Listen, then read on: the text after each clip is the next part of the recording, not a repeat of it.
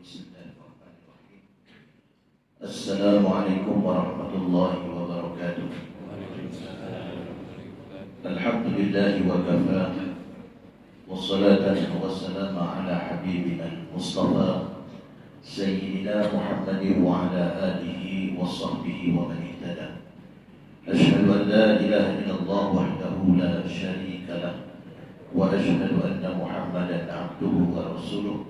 Allahumma rabbi shrah li sadri wa yassir li amri wahlul 'uqdatam min lisani yafqahu qawli, amma ba'd. Terima kasih ucapkan kepada sahabat dan juga rakan seangkatan saya zaman-zaman sekolah sama Ustaz Nasaruddin sebagai saya, serta pengurusi dan juga ahli tata kuasa Surau Al-Muttaqin. Juga dikabarkan ada rombongan daripada Masjid Al-Ikhlas dan imam dan juga jamaah serta pengurusinya barangkali yang dapat hadir pada malam ini. Tak dilupakan para jamaah yang telah pun bertukus-lumus untuk mengadakan sambutan Maulidul Rasul pada malam ini, serta tuan-tuan, puan-puan, adik-adik muslimin muslimat yang dirahmati Allah Subhanahu wa taala. Pertamanya bersyukur kepada Allah Subhanahu wa taala dengan limpah dan izinnya kita dapat bersama pada malam ini, tak lain tak bukan seperti mana yang disebutkan oleh Bapak Ustaz sebentar tadi, untuk menzahirkan rasa cinta dan kasih sayang kita kepada junjungan besar baginda Nabi sallallahu alaihi wasallam. Saya yakin dan saya percaya semua orang yang ada kat sini semua rindukan Nabi, semua sayangkan Nabi, apatah lagi bila kita mengenang jasa baginda Nabi sallallahu alaihi wasallam. Cuma apakan daya masa telah berlalu, Nabi pun telah meninggalkan kita. Tapi jangan bimbang dan jangan risau. Sebab apa saya katakan begitu? Sebab kerinduan Nabi sallallahu alaihi wasallam ketika baginda hidup, Nabi teringin sangat nak jumpa golongan ataupun umatnya yang tak pernah tengok wajah Nabi, yang tak pernah bersama Nabi, tak pernah sezaman dengan Nabi, tapi dia boleh terima dan dia boleh mengikuti syariat yang dibawa oleh Nabi sallallahu alaihi wasallam. Siapa dia, tuan-tuan? Tak lain tak bukan kita lah orangnya.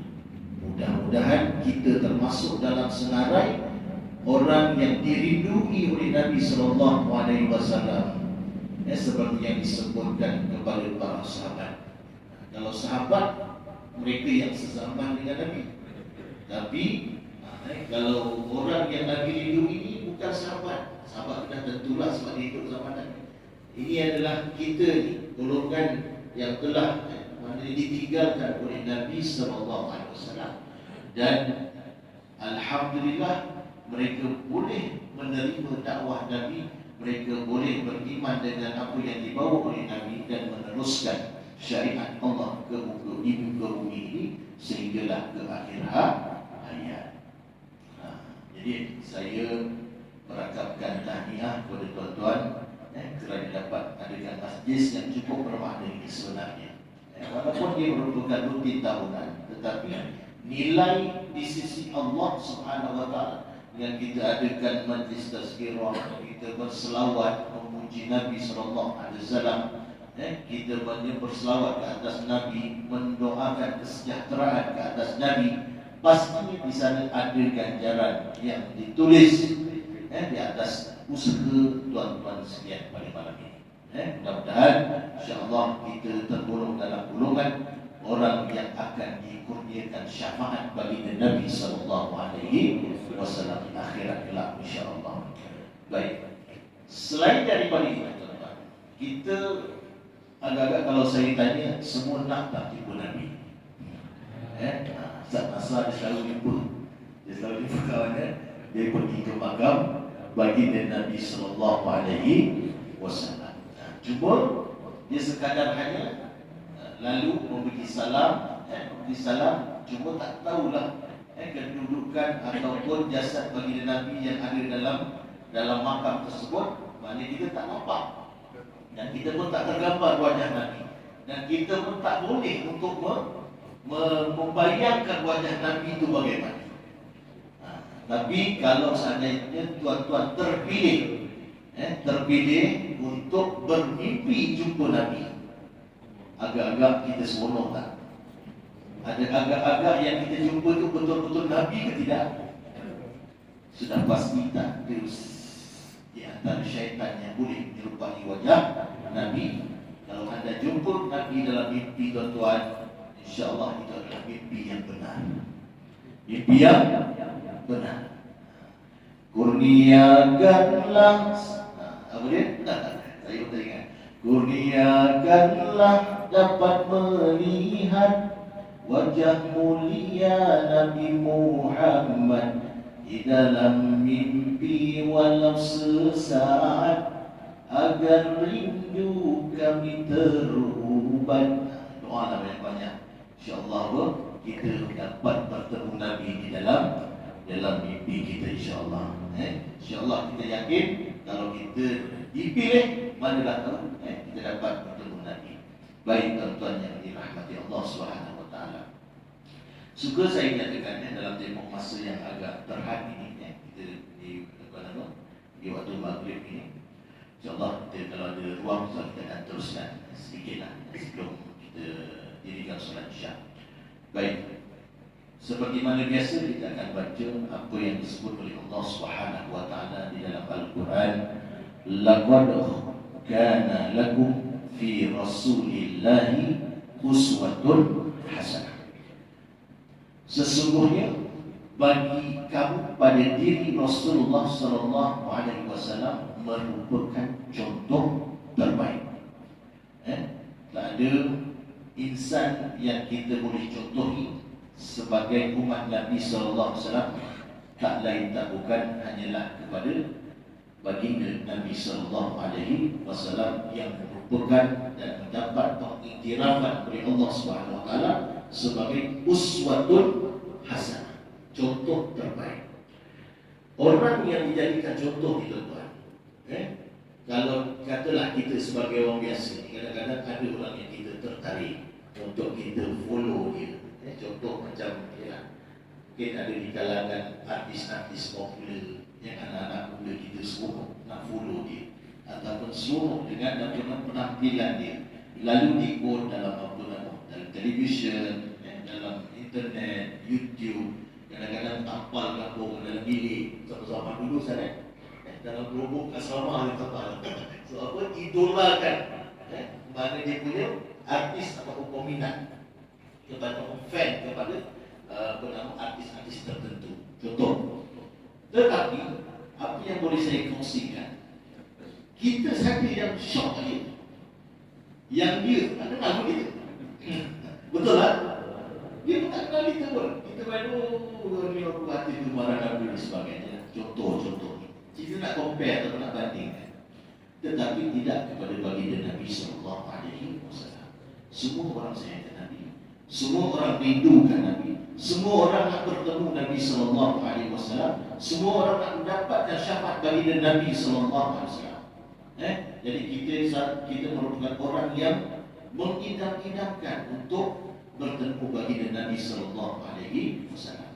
Tapi tuan-tuan, Nabi dia tidak, istilahnya kalau kita, Nabi tak membiarkan peminat-peminat dia untuk meminati dia. Tetapi Nabi sallallahu alaihi wasallam sentiasa, seperti apa yang saya sebutkan tadi, merindui untuk bertemu tuan-tuan. Dia cuba untuk kenal tuan-tuan, dia cuba untuk mendekati tuan-tuan. Tapi apa kata pada zaman dah berlalu. Jadi itu sebagai perbezaan antara bagaimana kita follow pada seorang dengan kita follow pada baginda Nabi sallallahu alaihi wasallam. Pastinya Nabi adalah lebih bermanfaat untuk kita ikuti. Lebih-lebih lagi kita berselawat mengingat Nabi sallallahu alaihi wasallam, kita dapat pahala. Man shalla alayya salatan sallallahu alaihi asyra. Siapa selawat kepada Nabi satu selawat, maka dikurniakan 10 selawat ke atas kita oleh Allah Subhanahu wa taala. Bayangkan kalau kita selawat berpuluh-puluh kali. Contoh kita buat selawat apa tadi? Tafrijah setiap kali solat. Maknanya paling tidak 5 kali dah satu hari kita berselawat tafrijah. Kali je dah 10 tuan-tuan. Maka kita akan dapat berapa tu? 50. Itu belum cerita lain, belum cerita yang kita sebut dalam sembahyang yang disebut sebagai as-sab'ul mathani. Apa dia? Iaitu Al-Fatihah, 7 ayat yang diulang-ulang bacaannya. Satu mana kalau solat maghrib kita baca sampai 3 kali, solat asar 4 kali kita baca. Waduh, yang kita baca itu pula satu huruf dinilai 10. Wala aqulu alif lam mim harf, walakin alif harf, wala harf, wa mimul harf. Kata baginda Nabi sallallahu alaihi wasallam. Aku tak katakan alif lam mim itu satu huruf, tetapi alif satu huruf, lam satu huruf, mim satu huruf. Satu huruf itu dinilai 10 kali ganda pahala yang kita dapat. Satu baris kalau 50 kali 10 tuan-tuan. Dekat 500. Kalau kita nak cerita soal pahala lah. Kalau nak cerita soal pahala. Tetapi bukan itu tujuannya. Kita nakkan keredaan Allah Subhanahu wa taala. Nak nilai berapa banyak ni sebenarnya tuan-tuan. Sebenarnya kadang-kadang nak compare lah umur kita dengan umur umat zaman Nabi Nuh alaihissalam. Siapa lebih banyak? Pastinya umat Nabi Nuh. Nabi Nuh sendiri kabarkan usianya sampai 900 lebih ataupun tidak 1000 tahun. Umat Nabi Muhammad telah dihadkan kalau ikut pada umur Nabi 63 tahun. Kalau dibagi ekstra mungkin 70, 80, 90 ataupun mungkin 100. Tapi persoalan dia daripada 100 tahun tu ataupun 70 tahun tu, berapa masa yang tuan-tuan peruntukkan untuk amal ibadah? Berapa tuan-tuan agak? Cuba pernah kira tak? Satu hari berapa minit kita solat Isyak, solat Maghrib, solat Subuh, solat Asar. Kita kumpulkan hari ni aku solat dia 30 minit, campur 30 minit. Selawat berapa minit? Kemudian solat-solat 20 minit. Ambil wudu berapa minit? Campur-campur satu hari 24 jam. Berapa peruntukan yang kita telah gunakan untuk melaksanakan amal ibadah kepada Allah Subhanahu wa taala. Cuba tuan-tuan, kita campur-campur sepanjang usia kita berapa banyak? Dengan itu mampu tak, kalau ditanya diri kita, agak-agak mampu tak untuk kita membayar segala nikmat yang telah dan pernah Allah berikan kepada kita, termasuk apa yang ada di hadapan mata kita ataupun yang ada pada diri kita. Barangkali tuan-tuan, walaupun sehelai bulu mata, belum tentu kita boleh bayar dengan nikmat ini kepada Allah Subhanahu wa taala dengan amalan-amalan yang kita lakukan. Setuju atau tidak? Dengan nikmat penglihatan, dengan nikmat rasa, dengan nikmat kita berjalan, dengan nikmat kita dapat memegang, mampu tak untuk kita bayar harga ini dengan amalan yang kita lakukan berbanding dengan nikmat yang Allah berikan pada kita? Apatah lagi kita nak dapat syurga Allah yang begitu mahal nilai. Sebab itu, sebagaimana yang disebut oleh Ustaz Nasaruddin tadi, maknanya dengan berkat kita berselawat, dengan berkat kita ikhlas dalam melaksanakan ibadah, sekalipun sikit, tetapi kemudiannya kita mengharapkan rahmat Allah Subhanahu wa taala. Itu yang kita nak. Rahmat Allah. Pernah diuji satu ketika seorang abid yang hidup pada zaman Nabi Nuh alaihissalam. Usia dia 500 tahun. Yang 500 tahun. Kerja dia apa? Kerja dia ibadat. Sembahyang dia. Dia duduk dalam satu kepulauan. Kemudian waktu dia lapar, dahaga, dia akan turun, makan buah delima ataupun dia minum air di di lembah tu, ataupun di kolam, contohnya. Kemudian dia naik balik. Solat lagi, lakukan ibadah lagi sampailah usia dia 500 tahun. Tetapi tuan-tuan, seperti diceritakan dalam satu hadis qudsi, dikatakan Allah uji dia dan menawarkan dia untuk masuk dalam syurga Allah bukan sebab amalannya 500 tahun, tetapi dengan sebab rahmat Allah Subhanahu Wa Taala. Jadi dia kata, ya Allah, adakah tidak amalan aku ini nilai mulia di sisimu? Allah akui amalan dia adalah amalan yang penuh keikhlasan. Cuma Allah saja nak uji sejauh mana amalan itu berbanding dengan nikmat yang Allah berikan. Akhirnya tuan-tuan, bila dia buat pilihan, dia kata, aku nak masuk dalam syurga-Mu ya Allah dengan amalan yang telah aku lakukan sepanjang 500 tahun. Bila begitu, akhirnya Allah perintahkan malaikat, dia kata, wahai malaikat, kau cabut mata si hamba ini. Malaikat pun cabut mata dia, duduk atas neraca, timbang dengan amalan 500 tahun. Mana yang berat tuan? Yang berat buah ataupun biji mata si hamba ini. Nak menandakan apa? Bahawa bukan amalan dia tak dinilai, tetapi jauh lebih berat nikmat Allah berbanding dengan apa yang kita lakukan di sisi Allah SWT. Tetapi oleh kerana keikhlasan yang ada pada diri dia tu, maka akhirnya Allah terima amalannya. Itu yang kita nak. Sebab tu kita kena hari-hari kita kena apa nama minta kepada Allah. Ya Allah, walaupun sedikit amalan yang dilakukan, jadikanlah orang yang istiqamah dalam melaksanakan amalan. Tuan-tuan, tak semua orang boleh bangun malam. Betul tak? Tak semua orang boleh bangun malam. Sedangkan ketika kita ketika itu mungkin kita dapat nikmat kita bangun itu, sedangkan yang lain wanasu niyam, yang lain tidur belaka. Tetapi kita kena ingat, kita bersyukur. Sekalipun kita dapat melaksanakan banyak, tapi kena ingat bahawasanya itu adalah satu anugerah yang Allah berikan keistimewaan kepada kita. Kita kena bersyukur. Jadi yang tak boleh, yang tak dapat, adakah dia tak ada peluang untuk masuk syurga Allah? Tidak. Maknanya mungkin amalan dia itu sedikit, kemampuan dia itu sedikit, tetapi oleh kerana sama dari sudut keikhlasan kepada Allah, maka mereka juga layak untuk masuk di syurga Allah. Cuma kita ada sedikit kelebihan yang Allah kurniakan, kita dapat melaksanakan dengan lebih sedikit berbanding mereka. Ini yang saya maksudkan bahawasanya alhamdulillah, sekali lagi kita kena bersyukur menjadi umat baginda Nabi sallallahu alaihi wasallam. Jadi jadikanlah contoh ini, contoh terbaik ini, yang tak boleh disangkah lagi, yang tak boleh dia benar-benar pertikaikan lagi, malah disebut oleh Allah Subhanahu Wa Taala sebagai uswah, contoh, tauladan, ikutan yang terbaik. Itulah dia baginda Nabi sallallahu alaihi wasallam. Baik. Kemudian saya ingat apa yang disebut oleh Nabi sallallahu alaihi wasallam, yaitu Nabi kata, innama bu'ithtu liutammima makarimal akhlak. Hanya saja aku dibangkitkan oleh Allah Subhanahu Wa Taala, dilantik sebagai rasul, tak lain tak bukan tugas dan tanggungjawab yang betul untuk memuliakan akhlak. Maknanya untuk mengubah situasi ataupun zaman jahiliah kepada zaman yang penuh kegemilangan, daripada kegelapan bawa kepada cahaya.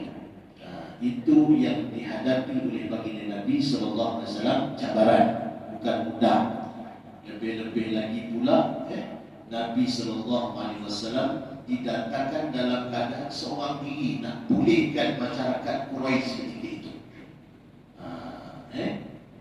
Maknanya Nabi SAW bila dia menerima wahyu, dia nak cuba ajak keseluruhan masyarakat atau umatnya untuk menerima Islam. Bermula daripada dia seorang diri, diikutilah selepas itu isterinya, orang muda, orang tua, termasuklah Sayyidina Abu Bakar, Sayyidina Ali dan sebagainya.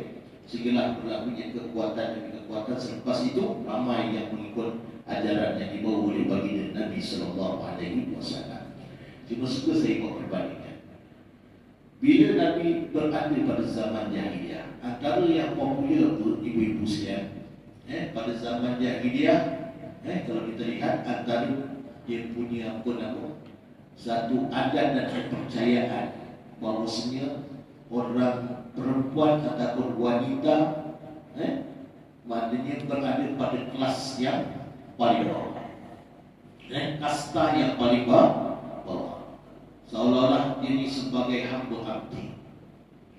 Malah ada yang mengatakan maknanya dia sebagai orang yang membawa sial kepada keluarga ketika itu. Lantas keluarlah suatu statement ataupun suatu kepercayaan bahawasanya perempuan ini perlu untuk dilungkuskan. Sedangkan kita tahu bahawasanya lahirnya seorang itu daripada perut seorang wanita, tetapi oleh kerana terpengaruh dengan fahaman-fahaman ajaran yang sesat ketika itu, walaupun hakikatnya fitrah sebagai manusia dia tak tidak terima. Takkan apa pun nak bunuh, apa pun nak buat, apa pun nak tanam anak perempuan itu. Pastinya ada manfaat yang Allah jadikan, yang Allah ciptakan untuk kita. Kalau tak kerana perempuan, macam mana nak lahirnya lah.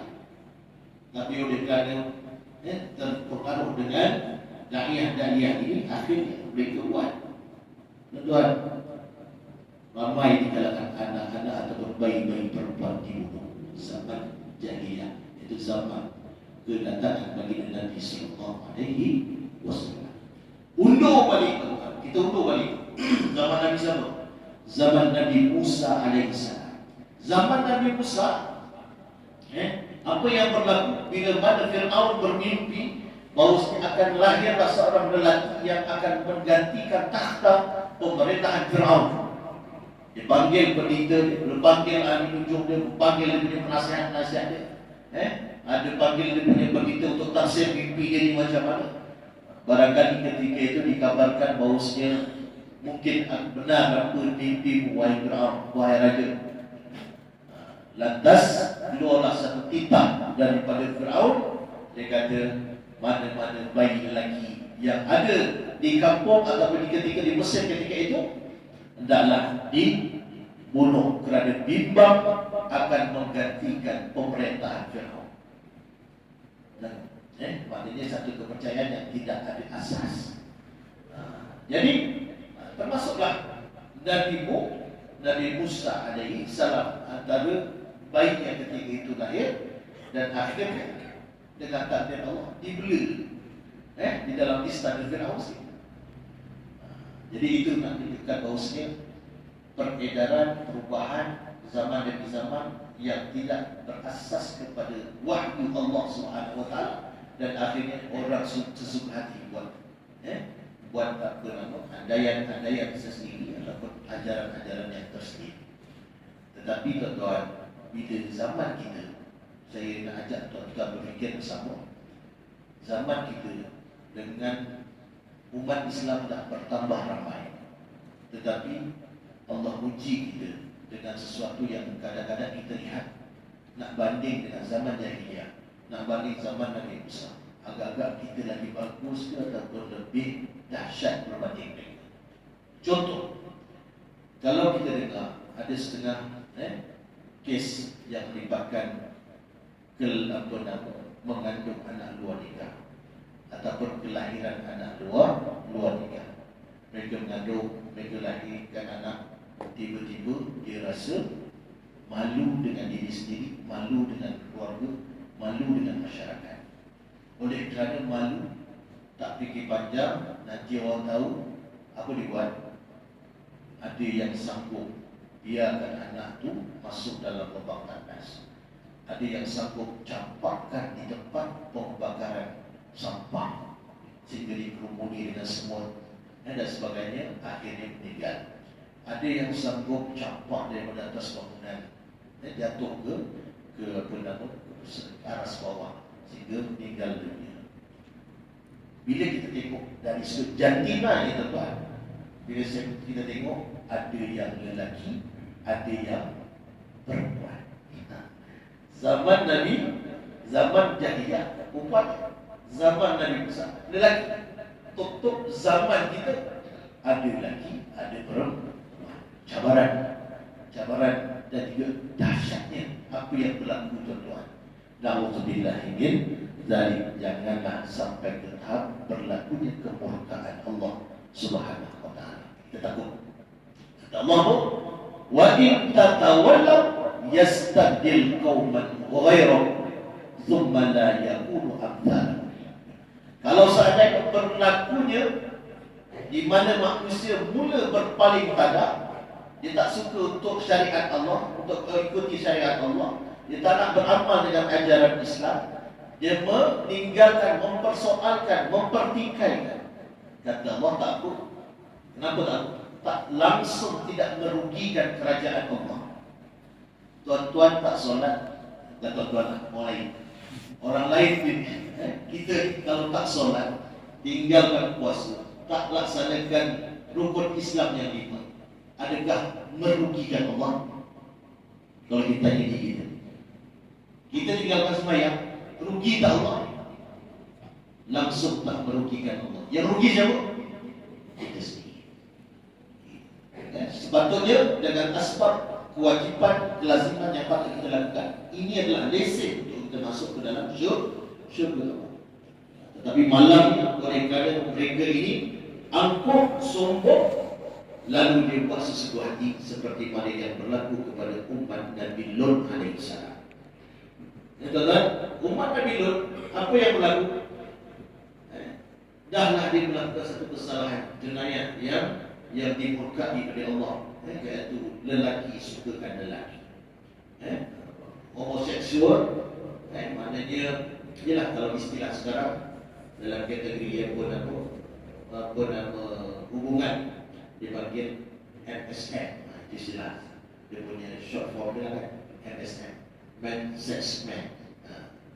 Saya memang masa saya duduk di bawah bahagian pembangunan keluarga, memang kami kena santuni mereka ini, bukan santuni untuk kita bergalakkan, tapi supaya mereka dekat dengan kita dan dia menerima dakwah daripada kita. Saya dapat kumpulkan beberapa dia punya kelab-kelab, antaranya kelab dia panggil My Adventure, My Hijrah, My Adventure. Alhamdulillah, maknanya mereka ni golongan-golongan dia nak datang ikut kita dan nak menerima kelas-kelas yang kita adakan, mengaji, baca kitab sikit. Alhamdulillah mereka ikut segala program yang kita adakan. Tapi perangai itu macam lego-lego tu masih tahu kita buat apa lah kan. Dia punya power tu masih ada lagi. Tapi sebuah buang dia, alhamdulillah satu kata contoh terbaik yang kita dapat jumpa yang pernah jelas sepanjang saya wadi kat situ. Dia punya ketua tu, alhamdulillah perubahan dia sampai ke tahap dia dah pergi umrah. Lepas tu bercita-cita nak jadi mutawif. Dia masuk periksa mutawif, lulus.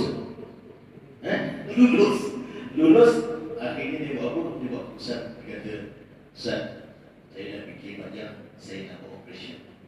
Operation apa? Dulu dia masukkan silikon, jadi macam perempuan kan. Tapi sekarang, lepas tu dia dekat, bila dia dah jadi mutawif, baik kan dia pergi buka, dia pakai ihram. Arab tu dah jeling, dia berjauh. Dia lagi, dia kata, ramai dia kata, Arab, dia pun sedih. Yalah, pakai ihram, tapi dia punya fizikal, macam fizikal perempuan, sedangkan dia lelaki. Akhirnya dia kata, tak boleh, kalau saya jadi mutawif, dia apa ke? Tak tahulah saya punya jemaah macam mana kan. Akhirnya dia kata, saya dah rujuk kepada doktor, saya dah pergi kepada pakar. Dia kata, kalau seandainya berisiko bila dibuat, maknanya mungkin kekal lah gitu. Tetapi bila doktor mungkin dia buat scan, dia buat semua, dia kata okey lah, awak boleh buat dan kemudahan. Dan alhamdulillah berjaya. Akhirnya dia jadi lelaki yang normal. Cuma sikit-sikit buat tu adalah tak boleh nak hilang. Tapi usaha dia sampai dia dapat belajar pun, maknanya alhamdulillah. Dan sekarang dia memimpin untuk menghijrahkan rakan-rakan dia, sehingga dia berjaya. Tapi itulah juga Ustaz pernah dikongsikan satu pengalaman yang dia kata selalu, maknanya boleh katakan sebanyak kali dia cuma dia kata dia tak cerita lah siapa-siapa, Tapi dia kata Ustaz, mana yang pernah mengubah diri jadi sekian-sekian bila sampai dia punya akhir hayatnya, kalau kata Allah alam sama dia sebab taubat atau tidak, berubah rupa bahasa, berubah sangat-sangat. Dia kata sampai jadi macam perempuan tu. Itu kata dia. Cuma dia kata saya tak cakap siapa dia, tapi dia banyak kali jumpa. Itu pengalaman dia lah, sebab bila ada satu kes yang menyebabkan kematian ataupun nazar dan sebagainya, dia lah antara orang yang pergi dekat untuk mungkin mengajar syahadat dan sebagainya. Itu antaranya. Dan dia kata Ustaz, kalau antara transgender ni dia macam-macam. Satu golongan lagi yang gay. Golongan gay seperti pada zaman Nabi Lut AS.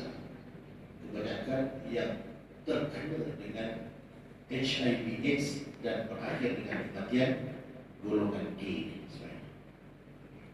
Nah, ini satu keburukan Allah SWT. Dia berpikir juga sebenarnya. Tapi yang transgender ini kata dia ni agak jual mahal sikit kan? Dan jual mahal sikit. Kenapa? Kerana dia macam perempuan. Jadi dia masih ada tawar orang murah-murah ni sekurang-kurang gitu, istilahnya gitulah. Tapi itu yang saya nak ceritakan bahawasanya inilah contoh yang kita bimbang kalau katanya semakin hari semakin bertambah, semakin melampau, semakin berterusan sifat ini berlaku dalam negara kita, dalam masyarakat kita. Kita bimbang apa yang berlaku pada zaman Nabi Lut AS. Kata Allah, wa in tatawallaw, kau tak dengar amaran daripada rasul-rasul, kau tak nak dengar lagi dah siapa yang nasihatkan kamu nak ikut segala kamu. Wa in tatawallaw, Allah boleh gantikan kamu dengan kaum yang lain. Maksudnya Allah boleh binasakan mereka dan gantikan dengan generasi yang lebih baik daripada sebelumnya. Itu yang dikatakan dua malaikat jumpa Nabi Lut, bagi tahu kampung ini akan ditimpa bala bencana kerana keangkuhan masyarakatnya ketika itu. Bila dia datang ke rumah Nabi Lut, golongan-golongan dia dapat tahu, dia dapat kesan sebab malaikat ini merupakan manusia yang dia punya fizikalnya handsome, lawa dan sebagainya. Akhirnya dia minta dengan Nabi Lut, wahai Nabi Lut, bagilah aku lelaki tu, aku dapat manfaatkan nanti. Sampai Nabi Lut oleh kerana nak selamatkan keadaan ini supaya mereka tidak menodai malaikat ini, lalu dikatakan kalau kau nak sangat ambillah anak perempuan aku ramai. Anak perempuan sepatutnya itu yang sepatutnya sesuai dan secocok dengan fitrah. Tapi rupanya mereka lebih berkeinginan untuk melaksanakan amalan soksang yang mereka lakukan, sehingga akhirnya Allah terbalikkan muka bumi sehingga sekarang menjadi laut mati. Tuan-tuan kalau nak pergi laut mati ini, kalau tuan-tuan baring atas air itu boleh timbul. Saking banyaknya garam, sampai kan kita baring tidur boleh tengok langit, tanpa tenggelam. Terlalu boleh sampai ke Israel, nampak Israel sebelah. Tapi itu adalah tempat yang dimurkai Allah. Maknanya kita tak boleh lama-lama dekat situ. Sekejap lalu je, kalau kata nak mati, nak rasa, itu jangan tinggalkan. Kita ada tempat yang dimurkai Allah SWT. Baik, tuan-tuan hadirin-hadirat yang dirahmati Allah SWT. Nabi SAW bila mana mula-mula dilantik sebagai Rasul, yang saya sebutkan tadi bahawasanya adanya cabaran untuk Nabi bawa suasana yang gelap itu kepada suasana yang lebih bercahaya. Bermula Nabi SAW dilantik oleh Allah sebagai seorang Rasul. Di mana Nabi mula-mula dapat wahyu? Di Gua Hira. Ketika itu Jibril datang dalam keadaan yang seperti mana dia sebenarnya. Tengok kaki tak nampak ujungnya ke mana. Tengok kepak tak tahu sampai mana dia punya kepak betapa besar. Tiba-tiba datang jumpa kepada baginda Nabi SAW. Belum Nabi sebut Iqra, Ma ana biqari'in, kata baginda Nabi sallallahu alaihi wasallam. Aku bukan orang yang pandai membaca. Belum. Iqra. Sampai 3 kali tuan-tuan. Nabi kata ma ana biqari'in. Orang yang boleh baca, tak pernah belajar, tak pernah bumi. Kan? Lalu sampailah penghujungnya, Jibril sebut Iqra bismi rabbikal ladzi khalaqa khalaqal insana min 'alaq. Iqra wa rabbukal akram alladzi 'allama bil qalam 'allamal insana ma lam ya'lam. Alhamdulillah. Bila begitu Jibril berlalu, Nabi balik ke rumah dalam keadaan menggigil, Zammiluni, Zammiluni, Zammiluni, mengadu kepada Sayyidatina Khadijah, terketar-ketar, ketakutan. Malah di dalam kitab sirah disebut, kegetaran Nabi SAW ini bukan setakat di luar saja, malah dalam hati pun bergetar kerana ketakutan sangat-sangat. Peristiwa Nabi jumpa Jibril selain daripada peristiwa Isra dan Mi'raj, ada sekali itu Nabi itu ketika dah lama lah, dia jadi rasul, iaitu ketika Jibril alaihissalam menyerupai manusia, datang jumpa Nabi dalam keadaan pakaian yang bersih, rambutnya tersisir rapi, tiba-tiba datang melutut di hadapan Nabi. Sahabat tengok macam tak pernah kenal, siapa lagi ni? Macam orang yang bermusafir.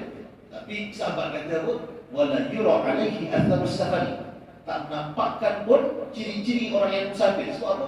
Orang musafir pakaiannya mesti apa? Kotor, ada rambut dan sebagainya, tapi dia putih bersih. Muka pun tak ada rambut hitam.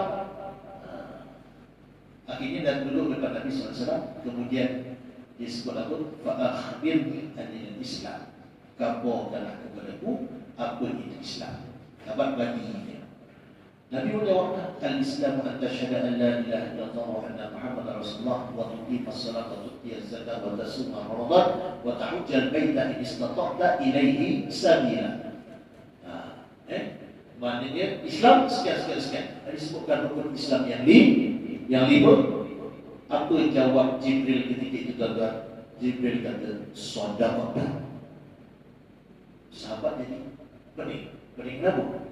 Orang ini datang tadi, tiba-tiba betul apa yang bercakap. Kan agak pelik sikit. Siapa ni?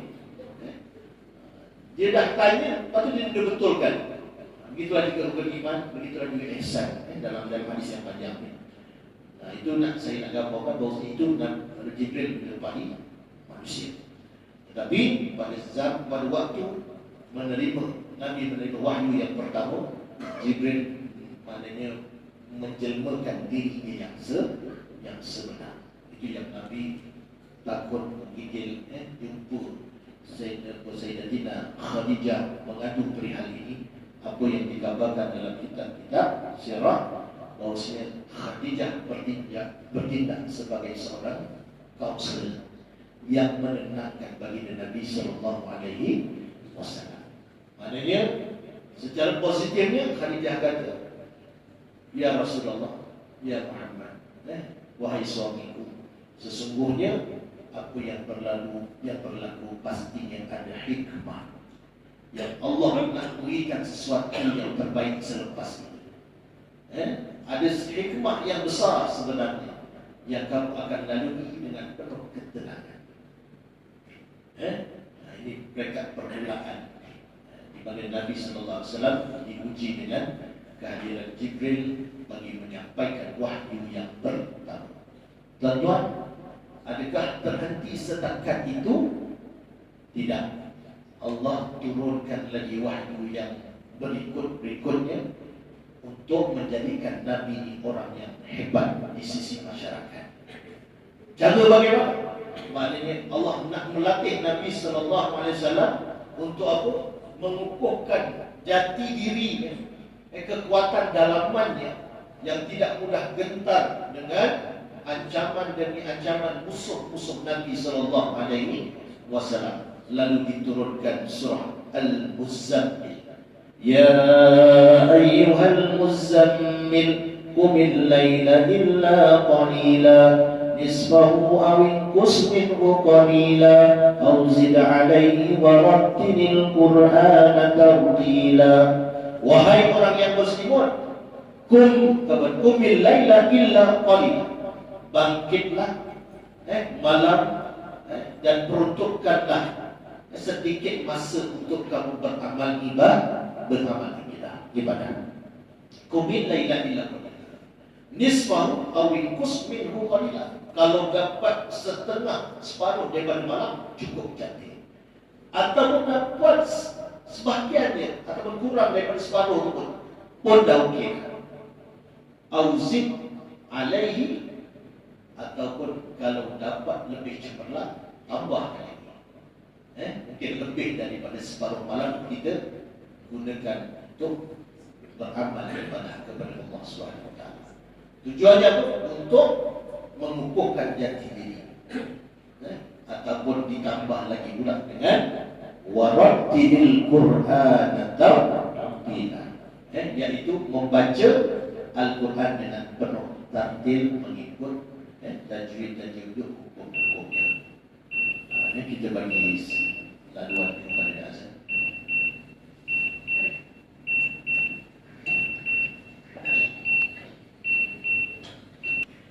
Baik. Kata Allah, auzid alaihi wa rattilil Qur'ana tartila. Tambahkan lagi masa untuk kita butuhkan masa kita untuk bangkit malam, laksanakan amal ibadah, solat, bermunajat kepada Allah Subhanahu wa taala, ataupun pada masa yang sama kita tambah lagi dengan membaca ayat-ayat suci Al-Quran Al-Karim. Kerana apa? Hikmahnya cukup besar. Seperti yang saya sebutkan tadi dari sudut pahala, malah ada yang pernah Nabi sebut, Nabi umpamakan mereka-mereka ini mathalul mu'min. Satu hadis yang diriwayatkan oleh Abu Musa, dia kata mathalul mu'min, yang mana mereka ini golongan yang suka membaca Al-Quran dan mengamalkan apa isi kandungan Al-Quran itu. Mereka ini ibarat apa? Kal-atrujah. Apa itu atrujah? Iaitu kalau diibaratkan seperti buah atrujah, ataupun dalam bahasa Inggeris disebut buah citron. Buah citron. Maknanya kalau tengok dalam internet itu ada macam buah limau. Cuma sifat dia baunya harum dan manfaat daripada buah itu banyak. Maka Nabi ibaratkan orang mukmin yang gemar baca Al-Quran, mengamalkan isi kandungan Al-Quran, maka dia macam seperti buah citron ataupun atrujah. Dia boleh apa nama? Pertama sekali dia boleh buat minyak wangi, haruman bau dia. Barangkali mungkin ada yang dekat apa dalam wangian dalam kereta itu mungkin ada jenis-jenis buah. Kemudian pada yang sama dari sudut perubatan, masakan, dia boleh merawat baru dan sebagainya. Maka itulah dicontohkan, diumpamakan oleh baginda Nabi SAW. Tapi ada orang baca Al-Quran, dia tak berapa rajin sangat. Kadang-kadang sama ada dia tak tahu, ataupun dia tahu cuma malas sikit. Kalau itu adalah kita, mungkin juga kita kena sepak sama-sama lah.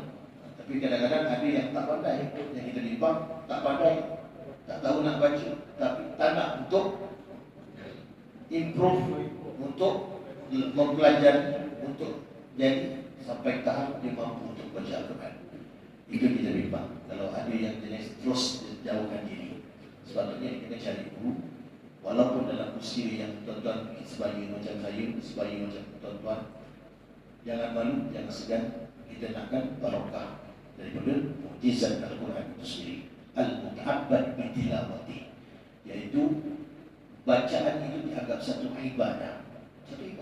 Itu keistimewaan Al-Quran. Baik, Nabi umpamakan mereka ini amalan okey, sembahyang cantik, puasa cantik, apa semua, tapi Quran ini tak apa nak apa nak cuba untuk rajinlah baca dan sebagainya. Maka Nabi umpamakan mereka ini ibarat buah tamar. Dan tahu buah tamar, bukan buah itu jadi macam jadi telur kelas tak. Tamar ni ada kesemuan sendiri. Cuma nak bagi tahu bahawasanya antara ciri-ciri tamar ni, rasanya boleh kita nikmati, tetapi baunya tak berapa ada bau sangat. Betul tak? Nak banding dengan durian, baunya dari jauh dah bau kan. Tapi kalau tamar ni, kita cium dekat sikit. Kalau lingit kan bau adalah bau tamar sikit, atau bau. Tapi bila kita makan, memang rasanya manis, lemak, malah boleh mengenyangkan. Jadi orang mukmin yang tak mampu untuk baca Al-Quran, tak peruntukkan masa untuk baca Al-Quran, maka diumpamakan begitu. Tetapi golongan munafik, siapa itu munafik? Yaitu mereka yang suka bercakap bohong, berjanji tidak menepati, dikurniakan amanah, dia tidak melaksanakan amanah, maka digolongkan mereka ini adalah orang-orang munafik. Orang munafik ni, kalau seandainya dia ni walaupun munafik, baca Quran Allah, walaupun dia kaki kencing, kaki bohong, kaki kelintung, tapi luaran pun baca Quran hebat, baca hebat, tapi dari sudut yang lain dia fail. Contohnya begitulah. Tapi kalau orang golongan munafik ini baca Quran, maka diumpamakan seperti ar-raihan, ataupun istilah bahasa kita pokok kemangi, buah kemangi. Buah kemangi ini kata baunya okey, tapi bila dirasa rasanya pahit. Baik, itu golongan yang ketiga. Yang keempat dia kata golongan munafik juga, tetapi pada masa yang sama Quran pun ditolak tepi, baca pun tak boleh, apa pun tak boleh, maka dia seperti buah hanzalah. Buah hanzalah ni apa? Bau pun tak sedap, apatah lagi rasa pun tak sedap. Jadi jangan kita jadi golongan yang kedua, ketiga dan keempat. Jadilah golongan yang pertama, seperti mana yang disajaskan ataupun yang disarankan oleh Allah SWT kepada baginda Nabi SAW. Bila dah jati dirinya kuat, bila dah jati dirinya kuat, Allah bagi lagi perintah. Apa dia? Turunnya surah Al-Muddathir. Kata Allah tu, ya ayyuhal muddathir qum fa'anzir wa rabbaka fakabbir wa thiyabaka fatahhir. Wahai orang yang bersifat, qum fa'anzir. Bila Nabi dah terima wahyu, bila Nabi dah terima wahyu yang pertama, maka Nabi tak boleh duduk diam. Seperti mana yang dikategorikan sebagai Nabi. Nabi dia terima wahyu, diamalkan untuk sendiri. Tapi Nabi dilatih sebagai Rasul, bukan setakat diamal untuk diri dia, malah dia kena sampaikan kepada orang lain. Sehinggalah akhirnya kalau kita perhatikan, Nabi berjaya akhirnya menunjukkan keterampilan yang luar biasa, bukan di kalangan para sahabat, orang mukmin, orang muslim, tetapi di kalangan orang-orang bukan Islam yang kagum dengan pribadi baginda Nabi SAW. Ini proses pendidikan yang telah diajar oleh Allah melalui Al-Quran. Itu sebab Sayyidatina Aisyah dia bagi tahu kepada seorang sahabat, mengatakan bahawasanya baginda Nabi SAW memiliki kana khuluqu Al-Quran. Kalau nak tengok Al-Quran bergerak, maka itulah yang dilaksanakan oleh baginda Nabi SAW.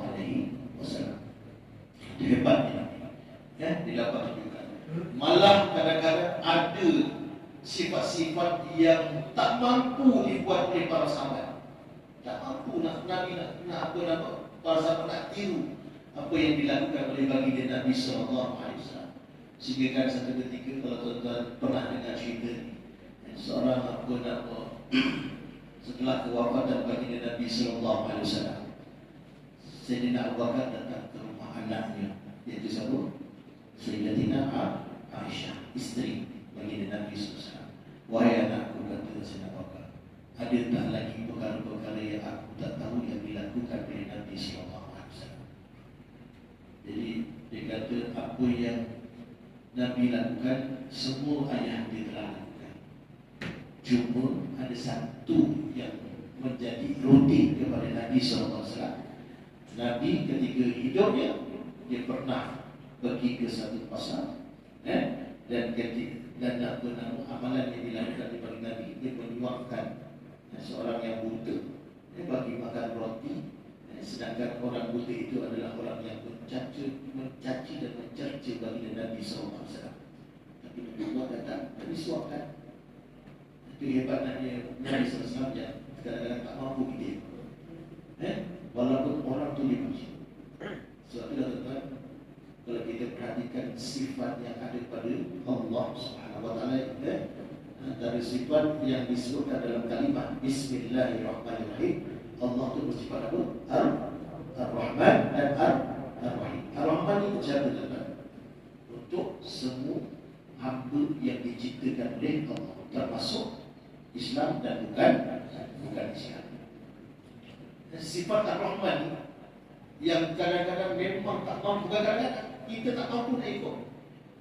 Walaupun Allah dibenci, walaupun Allah ingin mereka tak sembah, walaupun Allah ingin mereka persoalkan, tetapi dia masih boleh hidup di muka bumi Allah. Dia boleh ada, menerima kekayaan, dia boleh berjalan dengan senang lebar, bongkak dan sebagainya. Nampak?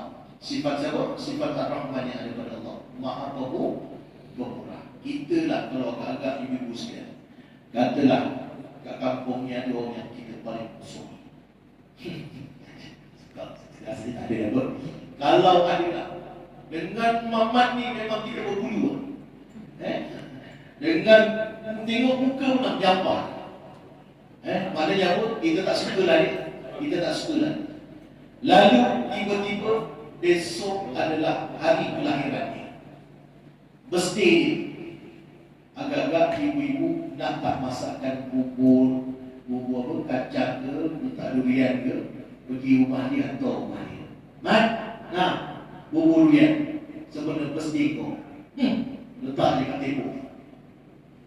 Ada tak orang buat macam tu? Kalau dah memang musuh dia, jangan harap dia nak bagi sesuatu. Betul tak? Tidak kepada Allah Subhanahu Wa Taala. Allah sifat Ar-Rahman yang ada pada Allah, walaupun hamba ini tidak beriman, tak masih boleh hidup di muka bumi Allah. Nabi, walaupun itu musuh dia memperlakukan yang terbaik untuk musuh dia. Walaupun Sayyidina Umar dah angkat dah pedang untuk hancur, Nabi kata sabar. Nampak? Kesabaran yang cukup tinggi yang perlu dicontohi oleh kita. Kerana kita tak sabar.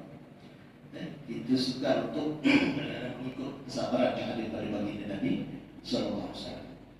Marah macam mana pun Nabi, tak sampai tahap Nabi tidak memaki hamba dan apa sebagainya. Paling-paling tidak dia marah pun, kalau dilihat dalam kitab Syama'il Muhammadiyah, paling-paling pun keluarnya air penuh Nabi di antara dua kening, dia mengalir turun ke bawah. Dia hidup Nabi. Kemudian seperti mana pipi Nabi akan kemerah-merahan kerana ketika itu dia rasa marah. Dan ada riwayat dia kata kalau dia pakai lidah dia akan tercampak ke belakang.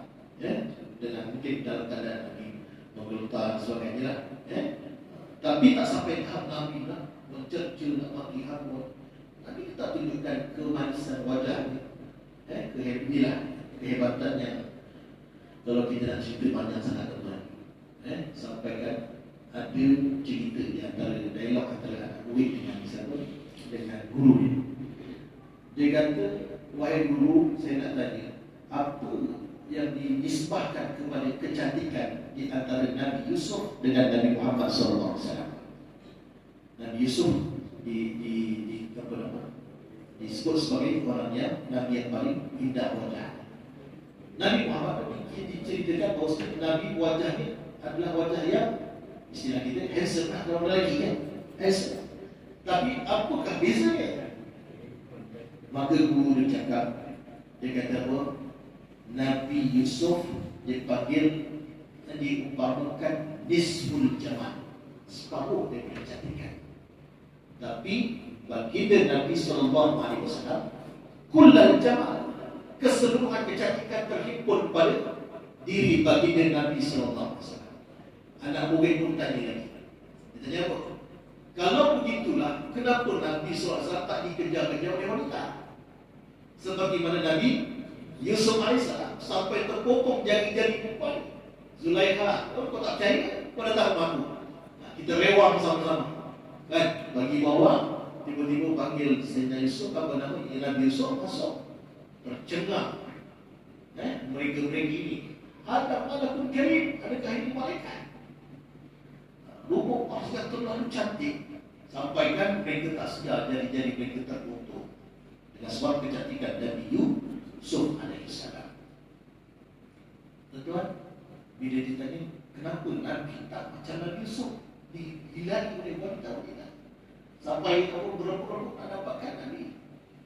Maka Tuhan ini cakap, dia kata, Nabi SAW diibaratkan yang dikatakan sebagai Kulla bermakna Kulla jamal, kesempurnaan, keseluruhan kecantikan itu.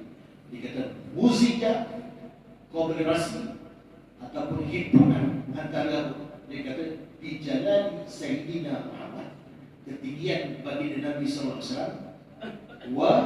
dikata dan juga mahabbatin Nabi sallallahu alaihi wasallam, kasih sayang baginda Nabi sallallahu alaihi wasallam. Terhimpun yang dua, kehebatan keagungan baginda Nabi dan juga kasih sayang yang ada pada diri baginda Nabi sallallahu alaihi wasallam, yang memang tidak ada tolak bandingnya. Sebab itu kita tak heran Nabi sebut-sebut kita, sebab Nabi sayangkan kita. Nabi sayangkan para sahabat. Sebab itu Nabi dapat bentuk generasi yang cukup hebat ketika itu, sehingga digelar sebagai Jilun Qur'aniyun Farid, generasi Al-Quran yang unggul. Akhirnya terkesan kepada sahabat, terkesan kepada para sahabat, sehingga disebut oleh Abu Sufyan. Saya ingat kata-kata Abu Sufyan.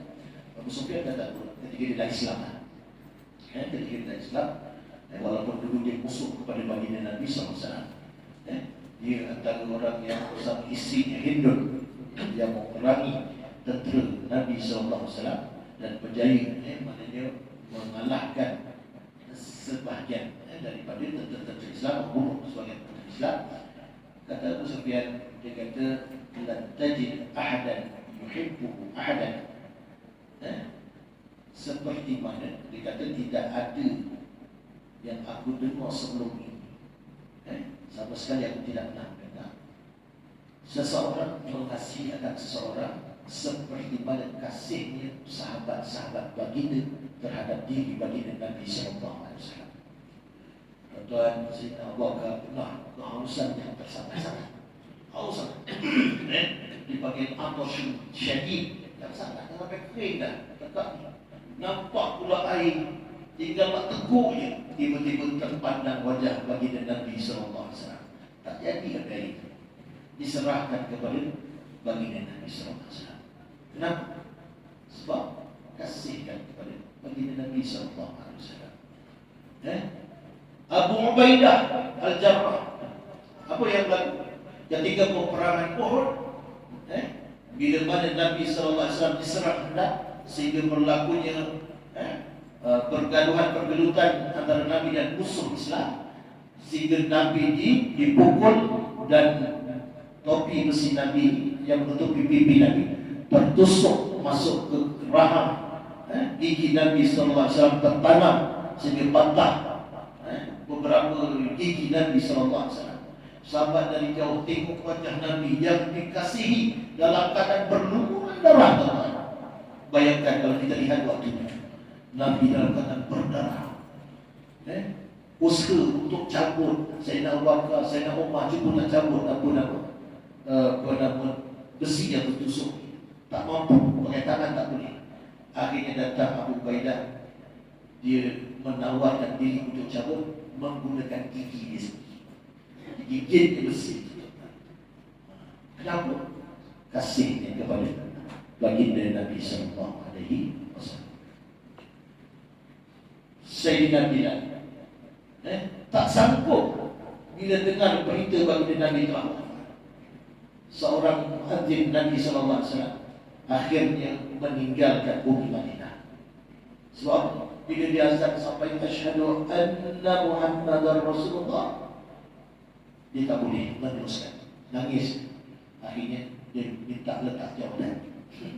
Jumpa Sayyidina Abu Bakar, khalifah yang pertama. Maka akhirnya tuan-tuan, dia meninggalkan bumi Madinah dan tinggal atau duduk di Syam. Dia punya makam dia ada di apa nama Syria, di Syria. Nanti nak ceritalah, maknanya sebagai penutup lah saya tengok. Maknanya Nabi berjaya bentuk generasi yang hebat. Dan kenapa tidak kalau begitu sampaikan Sayyidina Abu Bakar dilantik sebagai apa? Khalifah yang pertama setelah kewafatan baginda Nabi SAW. Dan ketika itu Sayyidina Abu Bakar di mana tuan-tuan? Di Madinah Al-Munawwarah. Adakah itu tempat dia? Bukan tempat dia. Tempat asal Sayyidina Abu Bakar tak mana? Kat Mekah. Tiba-tiba dilantik di Madinah sebagai khalifah. Tak ada ke orang hebat di kalangan Ansar yang boleh dilantik sebagai pemimpin? Contohlah kalau kita kata orang Bangla datang Malaysia, tiba-tiba kita latih dia jadi PM. Itu contoh kan? Contoh ni macam Sayyidina Abu Bakar daripada Mekah, asal Mekah, tiba-tiba pindah ke Madinah, tok-tok jadi number one. Kenapa mereka boleh terima tuan-tuan? Sebab saksian yang ada pada Sayyidina Abu Bakar yang merupakan as-siddiq, yang digelar sebagai as-siddiq oleh baginda Nabi SAW. Jadi tuan-tuan, mudah-mudahan sedikit perkongsian pada malam ini, insya-Allah kita dapat sampaikan dan dapat kongsikan, dan banyak lagi kalau kita nak ceritakan oleh kerana kesetukan masa. Dan satu lagi sebagai penutup, saya suka untuk membacakan hadis baginda Nabi SAW. Oleh kerana pada tahun ini kita punya tema keluarga Malaysia Bangkit Kemakmuran. Selit sikit berkaitan dengan keluarga. Nabi kata tu, khairukum li ahli wa anna khairukum li ahli. Maknanya bukan setakat hebatnya Nabi di luar, tetapi malah dalam rumah tangga pun Nabi hebat. Sebab tu membentukkan asal, membentuk satu tamadun, satu generasi ataupun satu masyarakat bermula daripada rumah. Jadikanlah rumah kita sebagai baiti jannati. Sebab sekarang ini banyak berlaku di kalangan kita yang tidak hormat kepada ibu bapa, yang bapa pun tak hormat kepada anak. Anak boleh bunuh mak bapa. Yang kita kongsi, yang bau ni, adik pula, kakak terbunuh adik kan, main-main pisau kan, capak, tinggal ni. Tapi saya baca apa ni dalam sebuah sedih juga sebab apa, anak kakak dia ni kata ibu kakak tak sengaja. Allah Alam, maknanya kita tahu macam mana benda dalam berasal takdir Allah SWT, tapi kena jadikan sebagai panduan. Maknanya nak terbaik ikutlah bagi Nabi SAW.